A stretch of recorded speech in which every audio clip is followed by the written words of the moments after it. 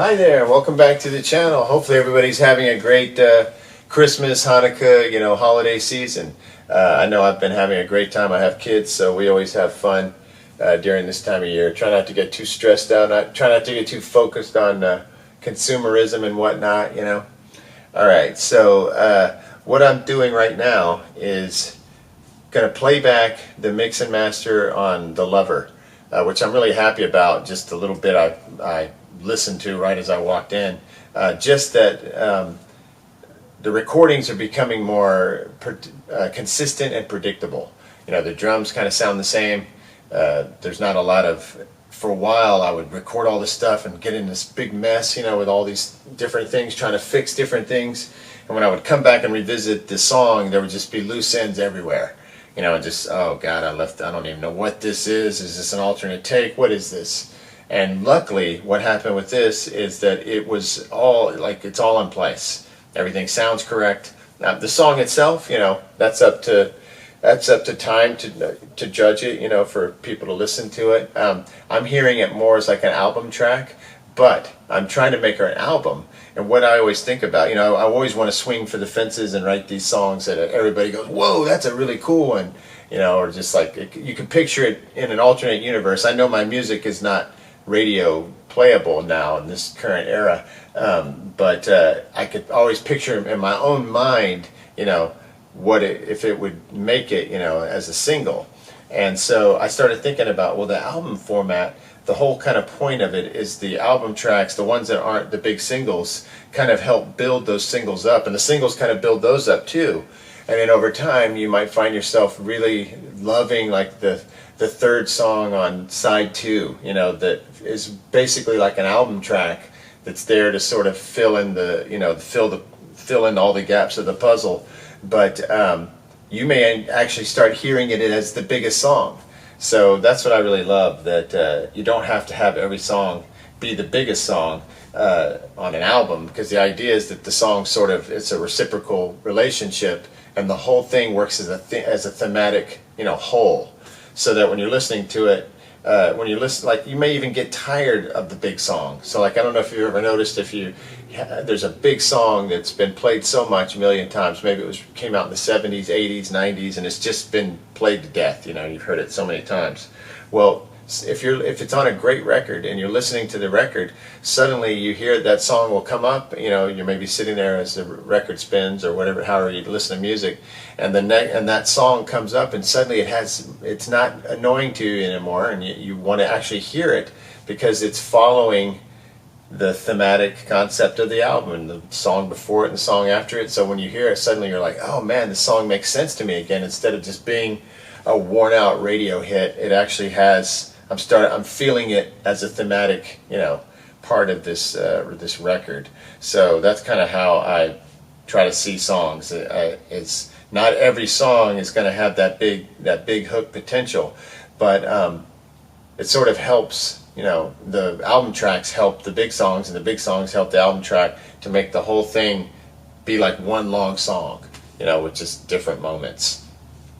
I don't know if any of that made any sense. Okay, so now what I'm going to do is I'm going to big picture, doing this.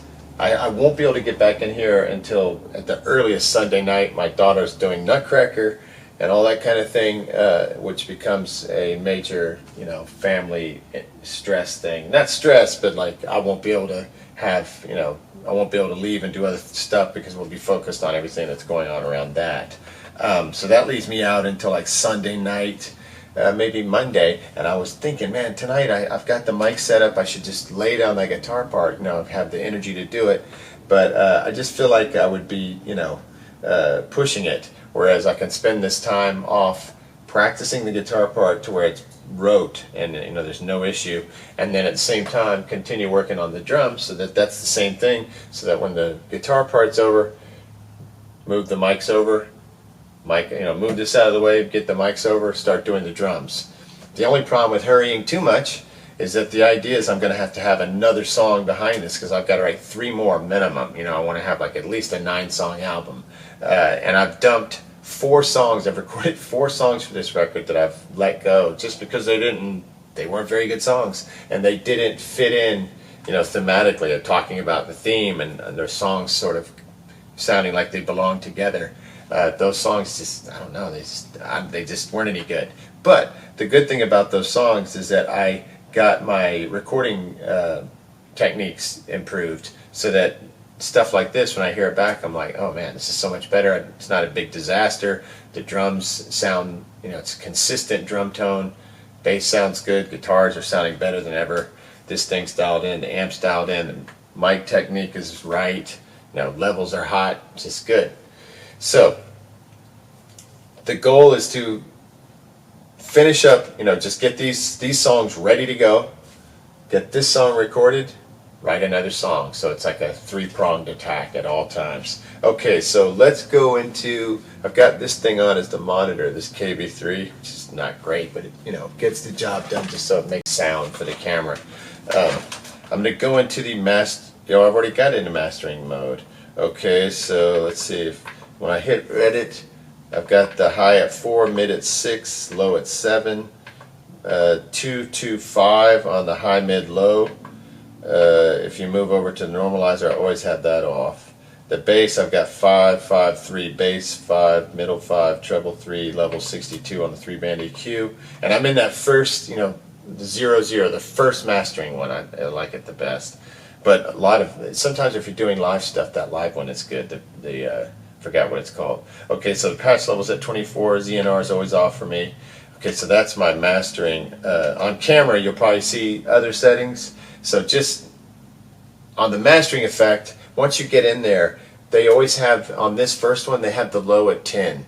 So that's the first thing I get rid of. That's just too much low end. Unless you've recorded live on 2-track or something, you had not much control of the bass. But typically 10 is like really, that's a lot of bass. So I usually make my own adjustments as opposed to just turning it on and letting it go. So if you want to do that, which I highly recommend, when you go to the mastering, so we're in patch number 00, input screen is master, edit is where you hit that, and then you start adjusting, making all these adjustments to your ears and to your, preference. Okay, so let me just kill all the tracks on row 1. I call it row 1. It was the vocals and the guitars I put up here on the 1 through 8. Then I only have 3 tracks on the second row, that's 9 through 16. And then 17 through 24 is filled with my drums, where I double them. I'll record a snare, a overhead left, an overhead right, and a bass drum. It's like the Glenn Johns Recorder Man method. Recorder Man's only 2 mics officially, but people usually add on. And the idea is that it's based kind of like on these 2 overhead mics. But I add a snare mic and a bass drum mic to kind of round it out, more like the Glenn Johns method is kind of how I'm doing it now. And it sounds great. You don't have to worry about phase because you only have 4 mics. They're all situated apart from each other just so they don't interfere with each other. Only really the overheads. The snare is far enough away from the overheads, 3 inches from the edge of the snare mic. And then the bass drum mic is so far, I put that pretty far out, like a drumstick away from the actual head as opposed to putting it right up on it. Gives you a little more room, and I don't know why, just I like it that way. Okay, so let's just see what happens here. I'm going to go back and we'll start with just the drums, the snare drum first, and I'll build up the drums, guitars, vocals. So that's the first. Sounds really compressed.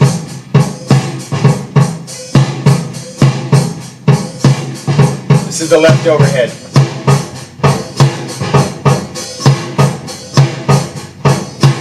Right overhead.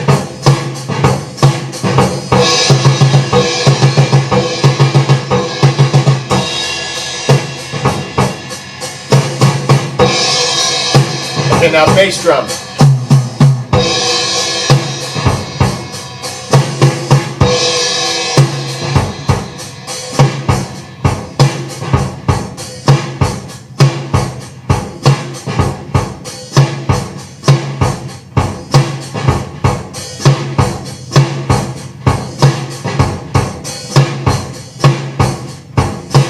Okay, so that's your basic drum profile.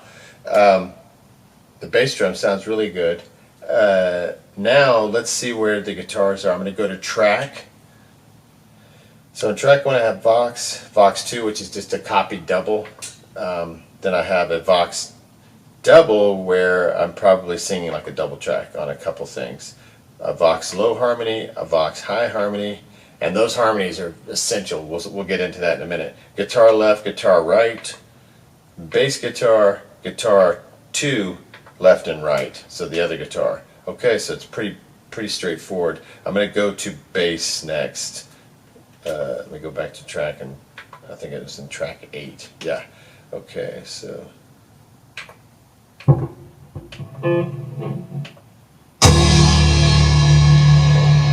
Really deep.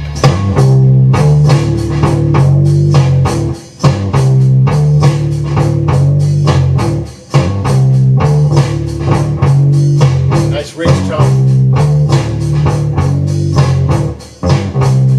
I don't know if you can hear it because of the camera mic.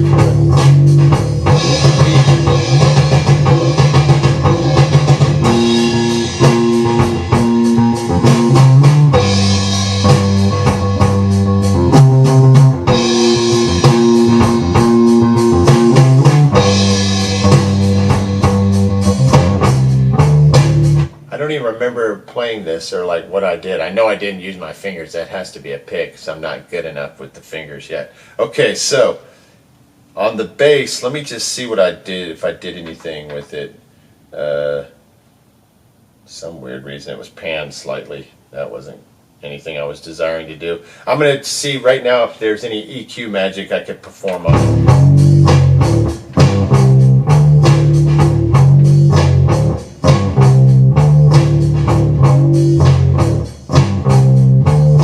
That sounds good. I love the way that sounds. I added 3 on the mid, 3 on the low, just to give it a little more ass up front, you know, like just a little more presence in the mix, and then the low just makes it feel good. Okay, so now I'm gonna go back to the track button, guitar right, guitar left. Okay, so I'm gonna turn those on, and let's just isolate those. So I'm gonna turn everything else off, just to see what kind of tone we got on the guitars. I can hear the sound of single coil pickups right there.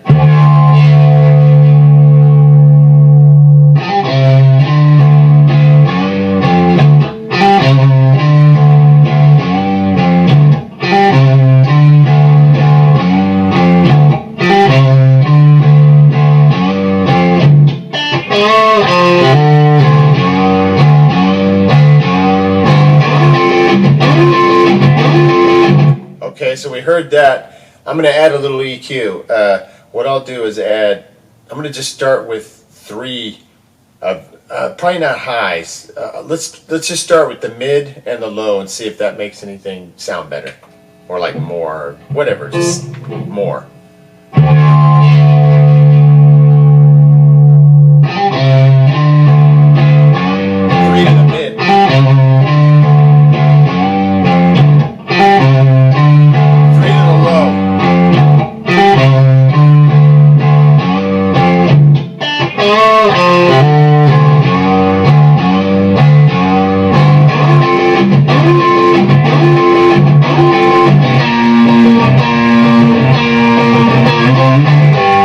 Ended up adding 5 to the mid and the low on both channels. It's a left and a right deal, you know, and both of them just added a little mid to give it more, you know, forward presentation right down the center, and the low in order to give just a little more.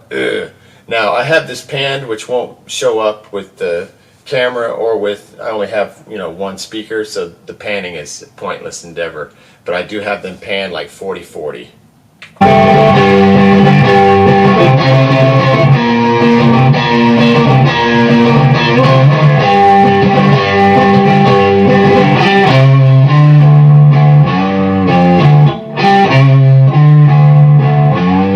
Add the bass.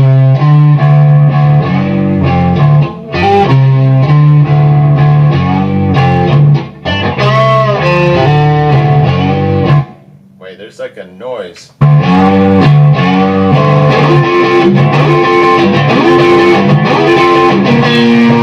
Okay, I'm probably going to take that mid down because I'm getting some almost like distortion noise.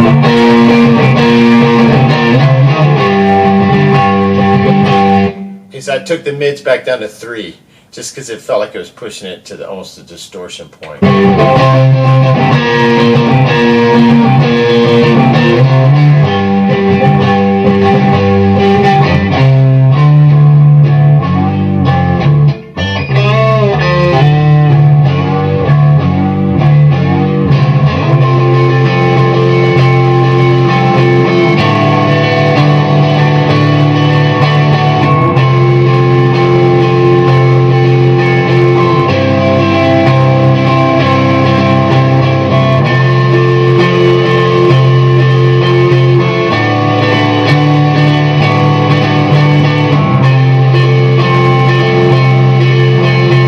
Okay, let's see what happens with the other guitar. I'll turn that on because I think it's about to go off if it's not already.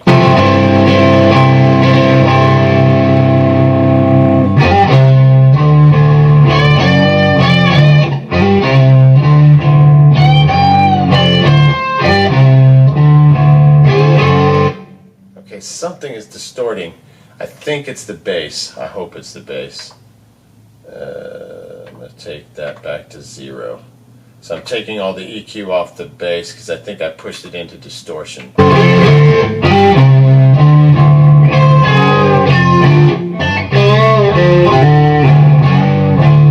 think it's the guitar. I've just got to bring it back a little bit.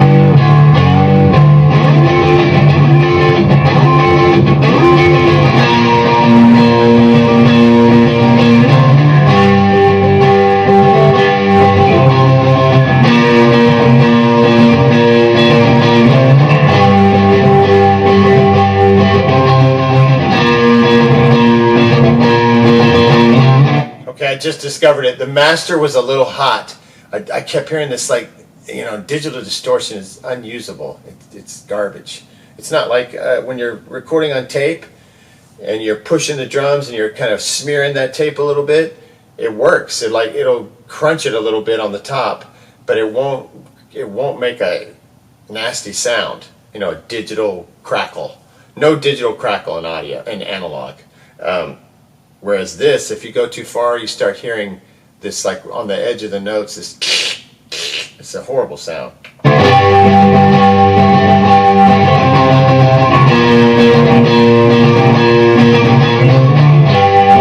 So I had it right on the edge of distortion every time. That's an extra chord I put in that was like,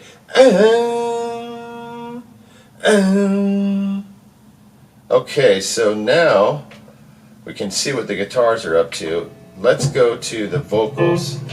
I'll turn off the guitars. I'll leave the bass drum on.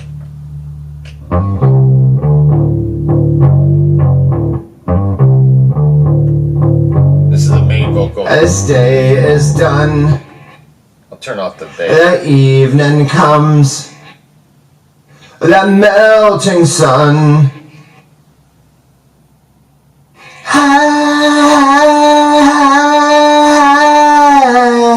Okay, now I have some other vocals on here. Let me turn those on because I bet they're about to matter.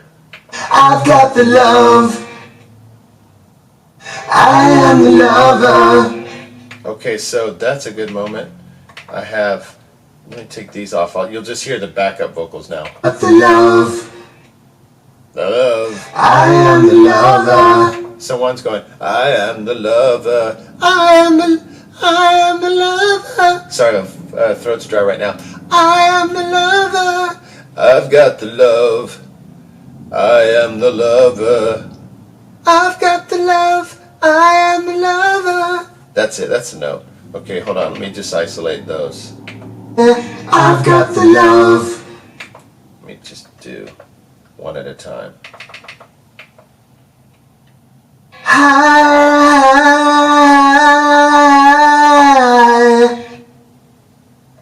I've got the love. I'm the lover. Okay, so that was the high, high, high. I've got the love. Sorry. So this is the low one. It'll be here in a second.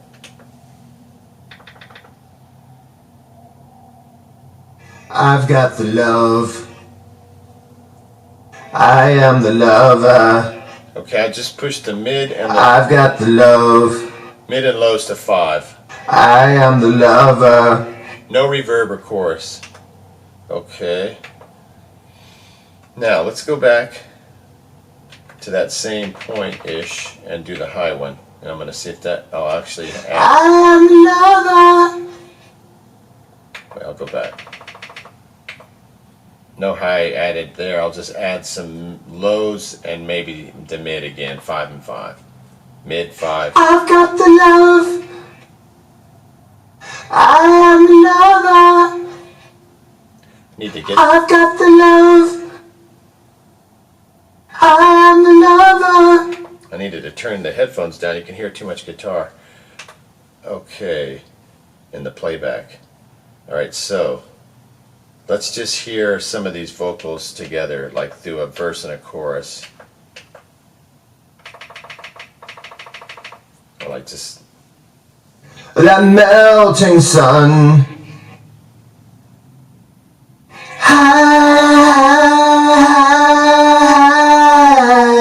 I've got the love. I am the lover. I've got the love. I am the lover. okay. So now we're gonna, as it's, The sky went fast. let me start adding stuff in. The line that passed. That thunderclap.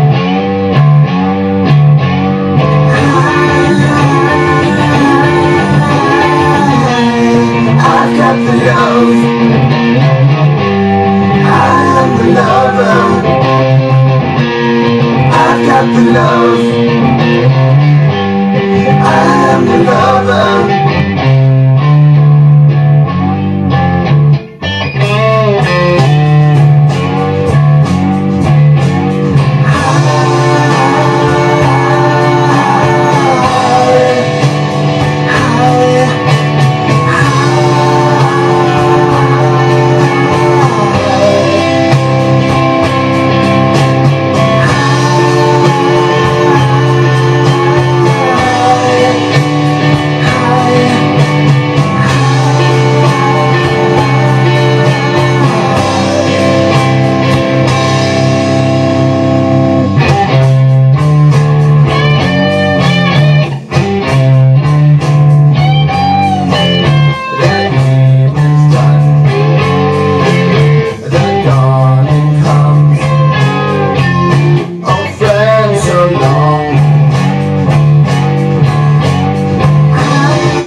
Okay, let me isolate that guitar really quickly and see if there's anything I can do with that, just to make sure it's getting the most out of it. Okay, I'm going to Pan EQ. It's in track 9 and 10. I haven't put anything on it, so I'll probably do the same thing, 5 and 5 on mid and low. Let me go back to where it starts.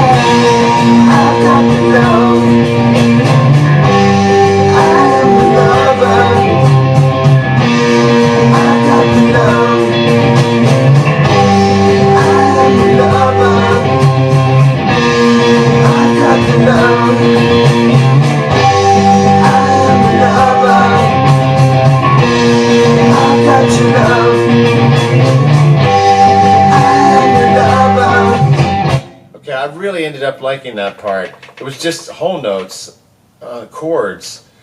I think an octave. Yeah, it was just an octave chord. Okay, so let me let you hear it without the vocals. Actually, let's just isolate it. there it is.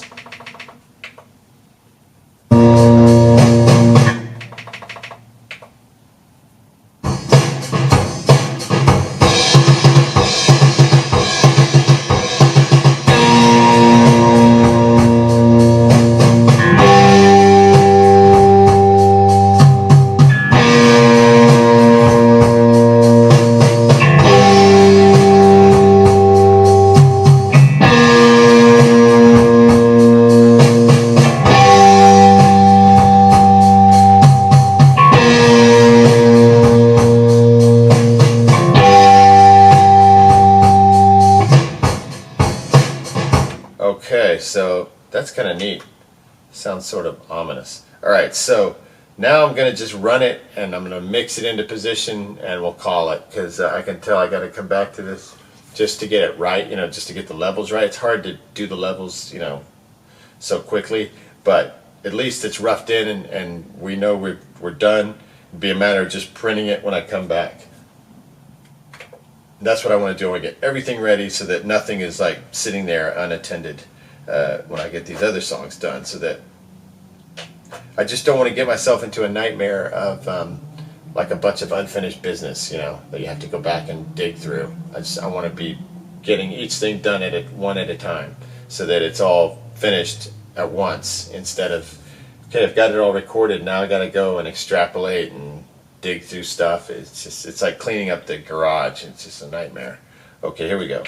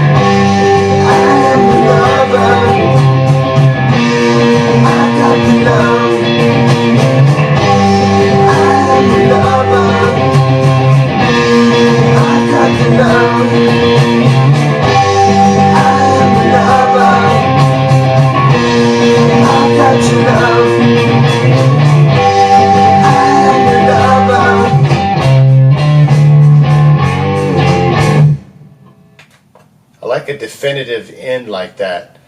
All right, so the song kind of won me back over again. I'm digging it. I like that it's not a mess recording wise. I like that it has a heavy duty groove.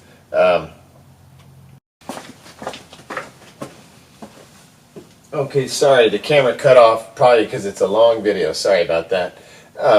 But the idea is that I'm happy that it's all, the tones are good because everything was sounding good. And that shows you the 4 songs aren't a waste, that I burned, because during that time period, the jump from the first 2 songs, The Fighter, Are You Ready, and The Fighter, and then this newer material that I'm recording right now, it's a huge jump. And what's in between that jump, those songs and these songs were the songs that I ended up dumping off the record. But during that time period, my recording technique improved. So anything you record is always a win. Even if the song ends up not being that great, you're not going to keep it or use it. The time in the saddle is what was important. And that's what all this stuff is. It's just work. I mean, you have the talent, you have the skill, you were given all this talent. You can write songs, you can sing, you can play. I don't care what anybody else says, you know you can do it. Now it's just a matter of getting down and getting that work done. Just sticking with it. Even when you don't feel like it, even when it's boring, even when it seems like it's going nowhere. I really think that's the secret. It's just the work. That's what I remember reading about Lou Reed talking to Andy Warhol. And Andy turned to him and said, you're just way too lazy. Just way too lazy to do anything. And Lou's like, what are you talking about? He's like, well, you just don't work hard. And if you don't work hard, you're not going to get anything. And it's true. It doesn't matter if you have the talent of a Lou Reed. If you don't get in the studio or wherever you are, if you don't work on your crafts, if you don't work on your songs, your songwriting, your lyrics, your chops with your instrument, your ability to use amplifiers and instruments and whatever it is you're doing, turntable, keyboards, synthesizers, all this stuff, just takes a lot of work. And you got to be willing to work and not see it as work, because it's not work, it's fun. It's a pursuit. So I think that's, the advice I would give anyone is that it really comes down to just how much time you put into it, like that whole 1,000-hour thing or whatever. Just the more time in the saddle, the easier it's going to be, the better it's going to sound, the more satisfied you'll be. And I'm hoping that being more disciplined brings out more songs. If it does everything else better, it seems like it would help that too. All right, hopefully everything's going great. Hopefully you're having a great holiday season, whatever it is that you do, or avoiding the holiday season completely because it bums you out, whatever, man. I just hope everyone's, thriving and doing it their way. All right, so if there's anything I can do, please, during this time period especially, just reach out, let me know. I enjoy helping people, and I want to, I just want to help. All right, next time.